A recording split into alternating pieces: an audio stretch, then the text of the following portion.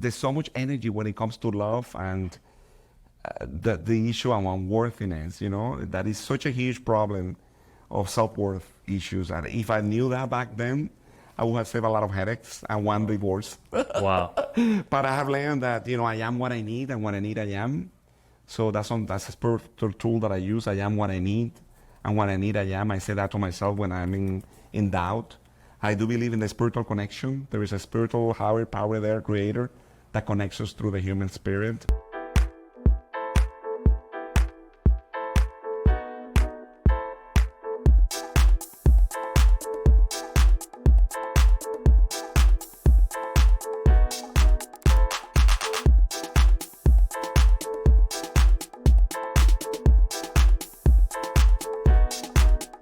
Welcome back to episode number 19 of the Success Series. I'm your host, David Berg. I'm here with our executive producer, Michael Konowski, and we're here at Latin Art Court in downtown Miami with Carlos Anaya. Carlos is the founder of Capacito Espiritual. It's a massive group, started as a journalist. They have a mix of wellness, entertainment, art, and of course, spirituality. It's an absolute honor to have him on the show today. Carlos is used to sitting on my end of the interview, but this is exciting for me, and I'm sure it is for him as well. Carlos, thank you for being here. Thank you so much, David. What a pleasure to be on your podcast. It's amazing. Absolutely. So for our listeners who don't know you yet, could you give just a little background? Where are you from? How did you get here? Did you always live in Miami? Wow, I like communication. I became a journalist, and I am super excited to do this amazing work that you meet so many interesting people, and you get to do interesting things with your life. So I was a journalist by heart. I've been doing this for 20 years. And then I became into the idea of doing spirituality to combine a stronger message, not just there is a huge responsibility when you have a mic. Right. And you need to learn how to use the mic properly. So through my own inner search, I tap into a spiritual wisdom through Kabbalah, through mentors, and through knowledge of wisdom that we could use towards the Hispanic market. So this journey had got me through Cafecito Espiritual, which is a premier PR agency, which allows to communicate messages effectively. So we believe that through art, entertainment, and spirituality, we can change the planet. Absolutely. And I think we're doing it one by one, each person by person. Beautiful. And obviously we're here in Miami today. You can hear about the music in the background. Yes. Did you grow up in Miami? Where are you initially from? Well, I'm originally from Colombia. Okay. So I was in Colombia until I was 13 years old. Then I moved to New York City, and I went to school there, and I went to high school. Then I went to St. Peter's College in New Jersey for 2 years. Then I moved to Florida for a School of Journalism at Florida International University. And then I started interning at Univision, which is the #1 Spanish television station. Sure. And little by little, I started doing talk shows. Then I became this on sports. Then I did production also, expertise. And then I became a journalist on air. Wow. So I won a GLAAD for Best Spanish Journalism. So it has been a great ride so far. Yeah, I was also a judge for Miss Universe. Okay. In 2012, I worked for Fox News. Wow. The first Latino anchor for Fox News Latino. Really? So yeah, when you look at all these things, you say, okay, wow. My question is, where did you fit in all? Where do you have the time to do all those things? Yes. Well, right. You see this gray hair. It didn't happen overnight. We don't see it. Over a couple of years. Yeah, well, I started at 18 years old, so okay. I'm 45 years old now. Wow. It has been a great journey for me. I think it has been the biggest love affair to work for the media and to be able to have a responsibility also as a broadcaster. Absolutely. Yeah. When you were 18 years old, did you know that this was going to be your path? What did you want to do at a younger age? I knew that communication was a powerful tool to use, okay. And I never underestimate that. But then I also needed to prepare myself to also deliver that message. And I think you could be famous for anything, but to have a purpose in media is something that it requires responsibility. And right. I greatly believe that you could change people's mindset just through the lenses and through the part of communication. Absolutely. That's part of our mission of this podcast in itself. Our yes. audience is a youth demographic, yes. and they're seeking purpose and fulfillment in life. So given what you do for a living, but also in your personal life, what would be your advice to somebody younger who doesn't have a voice yet to feel more confident and more comfortable speaking? You know, the idea of confidence is such a huge part in youth today. I became a director for programming for ESPN Latin America at 21 years old. Wow. Because I did my internship at 18 years old. So someone there saw me that I was doing an internship, And she saw that I was on time. She saw that I was doing the right thing. I came on time. I was following orders. I obeyed the message. I obey rules. And at 23, I was one of the supervisors for ESPN Latin America. Wow. At 23 Most years people old. just get started at 23. Yes. So at 23 years old, I was a programming director for ESPN Latin America, which was called PSN. And someone believed in me. And that's why I believe in the youth. Never underestimate that the youth can change the planet if you're willing to do it. So that's what happened. At 23, I was a supervisor for PSN. Wow. And I watched Wimbledon, I watched Pelé, and I watched, all these amazing sports figures. Right. And I had zero clue about sports. That's what I was going to ask you. Yeah. So how did you? I mean, you're clearly a good actor and a personality. Did that play into that? How did you manage? I have breaking so many stereotypes because I also work for Américatevé, which was a women's magazine. Wow. And I do believe that as a professional, never put yourself in a box. And I'm a journalist, regardless if I do sports, regardless if you do women themes, regardless if you do sports or news, you are a professional regardless of your gender, your place of origin, because then you put yourself in a box and then you limit yourself for the possibilities. And I do believe as a journalist, you have this great avenue of things that you could do. Sure. First of all, what's the most fun act of journalism that you've done in your career so far? I've done entertainment. I was also an entertainment reporter for Mega News, and I interviewed Ricky Martin. Wow. Which I had a crush on him, but when I saw him, I said, no, not anymore. Not anymore. After the interview. That's so when reality hits the fan, reality always wins, you know that. So, that's a good but, there is this avenue of possibilities, and I think people also have to redefine what success is all about because, you target yourself to a specific idea what success has to look like. And there's all these avenues around you full of possibilities that who ever thought I was going to do sports or entertainment or investigative reporting. Then when you open yourself for the possibilities is when the blessings arrive. Absolutely. Do you still get nervous, or did you ever get nervous when you would do an interview with these top people like Ricky? I see Christina Aguilera. Well, they go to the bathroom as you and I. Right. So I think there's nothing wrong with that. And I think they also have dreams, and they also, I see people as who they are. And I think that there is a sense of admiration, but these are people that have problems, they have challenges, they have, it's funny because people think that when you work on television, you have no problems or challenges. Right, because when you're on camera, everything's perfect, yes, right? And I think the vessel gets higher because you have, your vessel has expanded, so your challenges become bigger. Right. So, I remember, just getting an exclusive with Ricky Martin was a big deal. But, interviewing, the woman, the victim, the mother who lost her child in Connecticut shooting, to get that exclusive for Fox News Latino. Wow. And she was the only one who opened up with Carlos Anaya to give the exclusive to a lady who lost her child at 6 years old during Connecticut shooting. So, how do you prepare yourself for that type of interview? How do you even, because there's certain questions maybe you don't want to ask. You're like, how do you even run an interview of sorts? Through my life, also being a survivor of sexual abuse and incest, I have learned that there's sensitivity in what I do. And through that process, you learn how to, you learn how to tap into the sensitivity of your interviewer. So you know what questions to ask, at what time to ask. And I think that has been the gift of transforming my life into something productive. Wow. So you didn't have an early childhood, clearly. Of course not. Of course not. There was poverty, there was sexual abuse, there was a lot of things in my life that I had to overcome to become the person that I am today. Wow. Because that's just a story. That doesn't define who I am today. How did you, because you're saying it now and clearly you can see who you are, right? I couldn't even pick that up if you told me that was true. A lot of people, they experience some sort of trauma and they get stuck there. It's like, this is who I am, this defines who they are. Exactly, and that's why I do believe that my company has a huge vision, which is to empower Latinos and to empower any individual through use, entertainment, art, and spirituality to heal yourself. And I think through the power of of the venues that I have used, I've been able to transform and heal.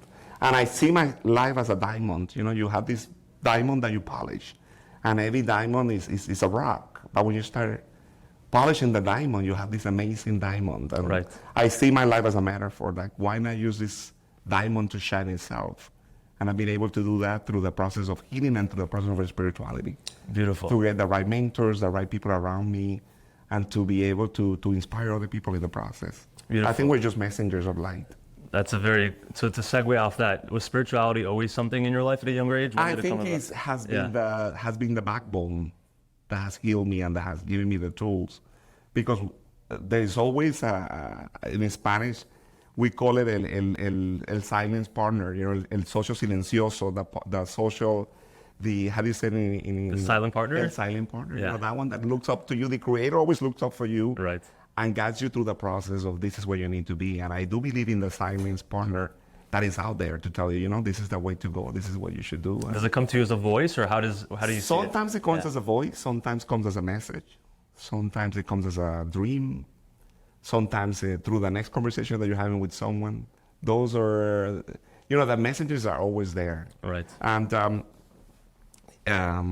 after when I started working for Univision, I had no one. I didn't know anyone there. And they told me, look, would you like to be a life coach for 12 countries for Primer Impacto, which is the 2020 for the Latinos. And I became a life coach without being a certified life coach. How many hats do you wear? And 4 years I've been a life coach for Primer Impacto, which is the #1 show, and it's all about spirituality and emotional intelligence. And I do believe that for me, a successful person is someone that transforms something painful into something productive. And I think that's the beauty of it. Clearly, that's incredible. Yeah. So tell us a little bit more about Cafecito Espiritual. Who do you work with? What's the vision for the company? Cafecito Espiritual started in a meditation. I was doing meditation at 6 o'clock in the morning, and there was a voice that said, your company will be called Cafecito Espiritual. Wow. And it's going to impact thousands of people. I was like, wow. Cafecito Espiritual. So now we empower Latinos, we empower audiences to tap into spirituality, entertainment, and art through events, through campaigns that speak to the language at the heart of the Latinos. And we, in a message that is uplifting and that allows Latinos to have a bigger vision of what it is to be conscious. There are many ways to get it wrong, and I do believe that Cafecito Espiritual has created a huge impact in the Latino community. Otherwise, Univision has been a great media partner for the past 5 years. Right. And you mentioned prior to the interview a couple people that you work with. Who are some that you can share with Yes, the audience? BBC London also has been one of our clients for a couple of years. They have launched their products into the Hispanic market, so we've been able to do some consulting for them. And also we have a mystical guru, it's called Sadhguru, one of the 50 most influential people in India. Wow. So they came to us to do the whole planning of the message acquisition and the created license of how to portray his messages towards the Latino market. So as a result, 1 of every 10 Latinos knows Sadhguru. So it's incredible. It has been a great journey for me. Clearly your reach works then. It's evident in that case. Yeah. Without giving us too much free content, what can one do that's trying to grow their brand? What would be like your 2 pieces of advice to them? I think that authenticity do sell. I think you have to be authentic. You also have to be loyal to your brand preposition. It has to be a real brand. It has to be authentic towards the heart. And it has to have an intention. Intention is everything. If you have an intention that is clear, then it's all a strategy. But the intention has the #1 topic that we believe in. Also has to have alignment with your values.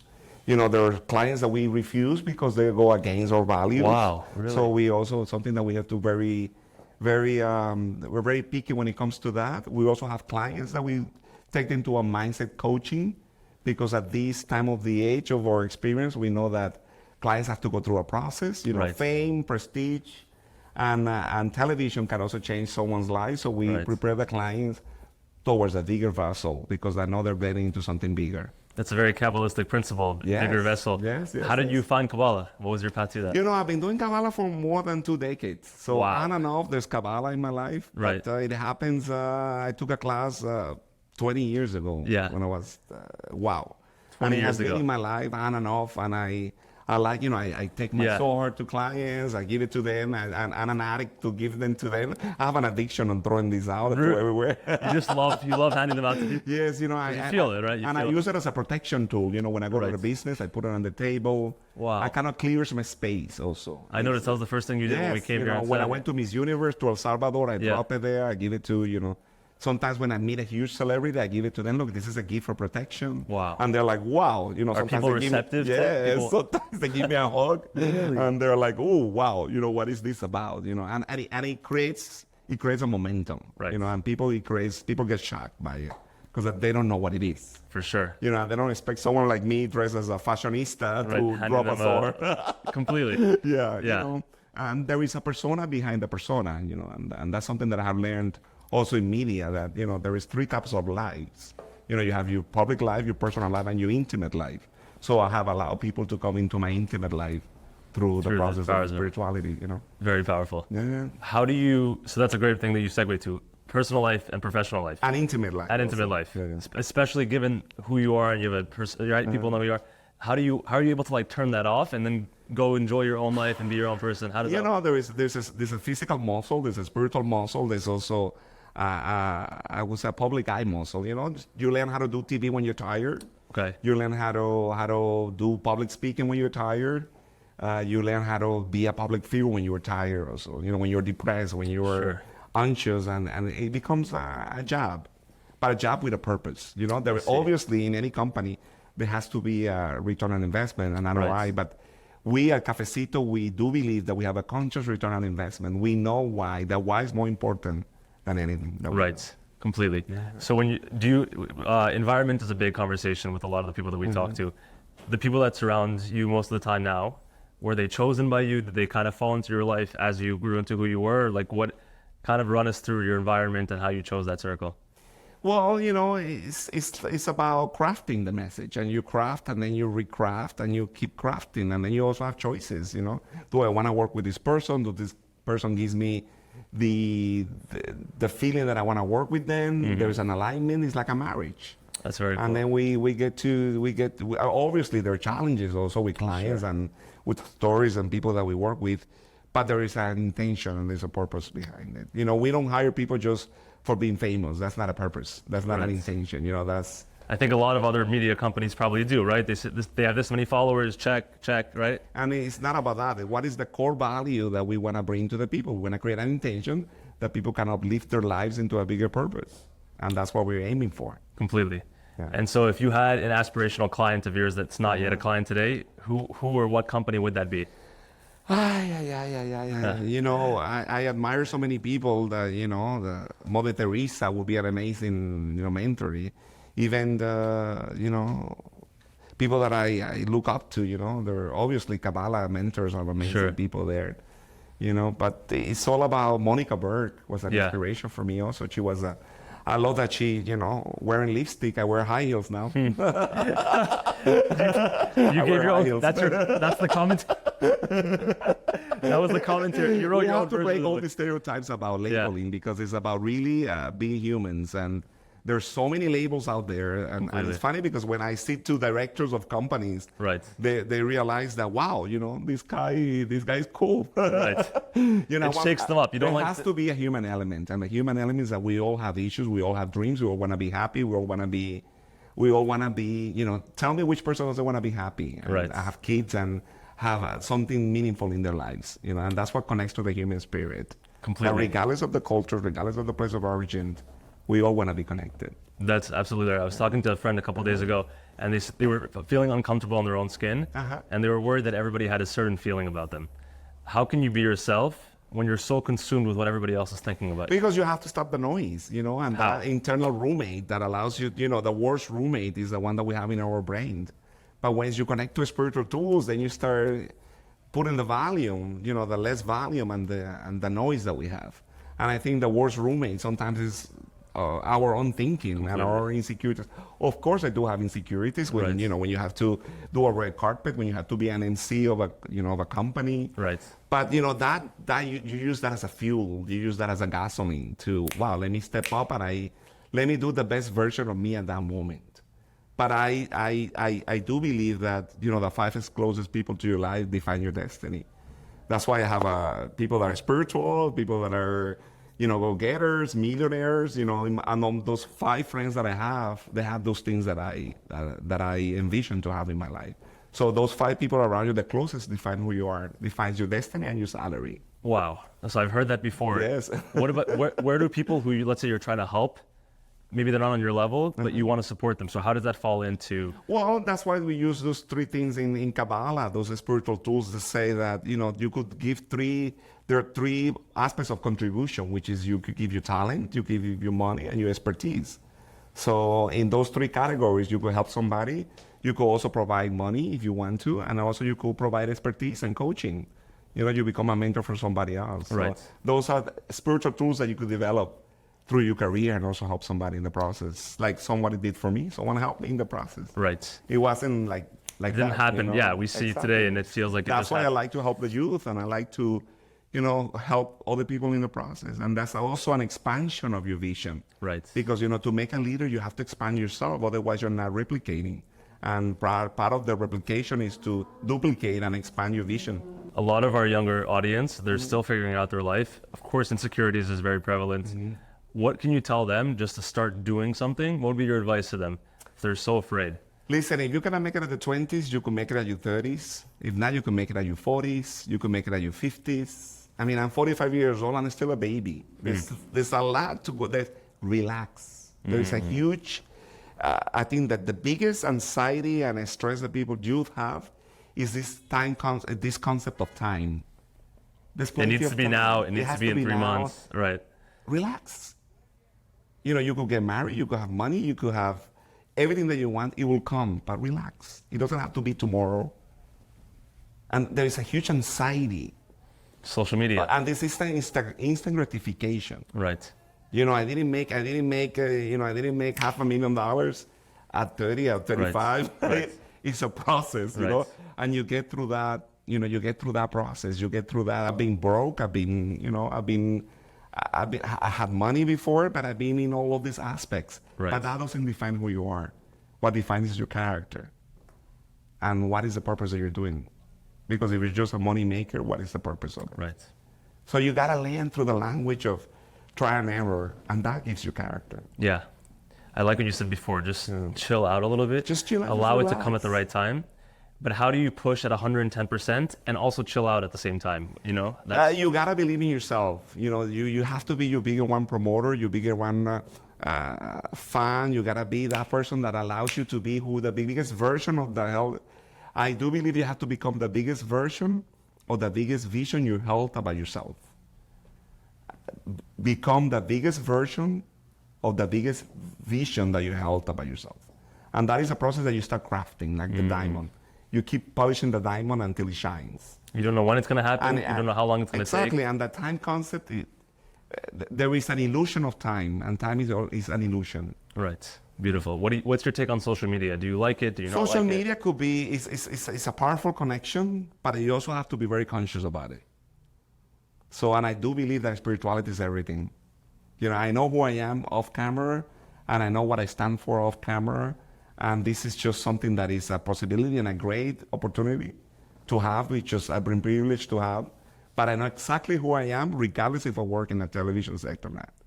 It doesn't change. It doesn't change who I am, because I have the spiritual tools that doesn't define who you are. And if you are controlled by social media, and if you're controlled by peer pressure, then there's something wrong with you. Because I don't need them. Your self-value doesn't get defined by fame or prestige. Something the youth will have to learn.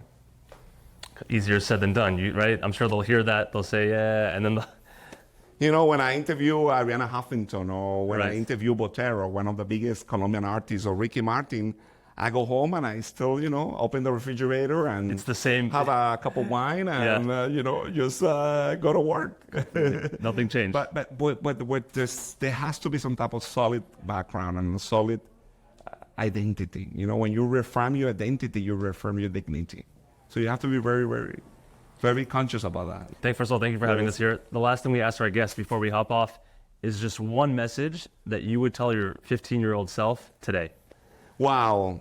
I didn't know how cute I was. You went back and looked in the mirror again, right? I wasted so much time looking for the right relationship at the wrong time with the wrong people. And there's so much energy when it comes to love and the issue of unworthiness, that is such a huge problem of self-worth issues. And if I knew that back then, I would have saved a lot of headaches and one divorce. Wow. But I have learned that, I am what I need, and what I need, I am. So that's a spiritual tool that I use. I am what I need, and what I need, I am. I say that to myself when I'm in doubt. I do believe in the spiritual connection. There is a spiritual higher power there, creator, that connects us through the human spirit. And I do believe that regardless if I die tomorrow, I left something and I meant something for someone. It's evident by being here in this room with you. Carlos, thank you so much Thank you for so being much, on. baby. What a It was pleasure. an absolute pleasure. No, it was and awesome. guys, thank you for joining us, and we'll be back soon.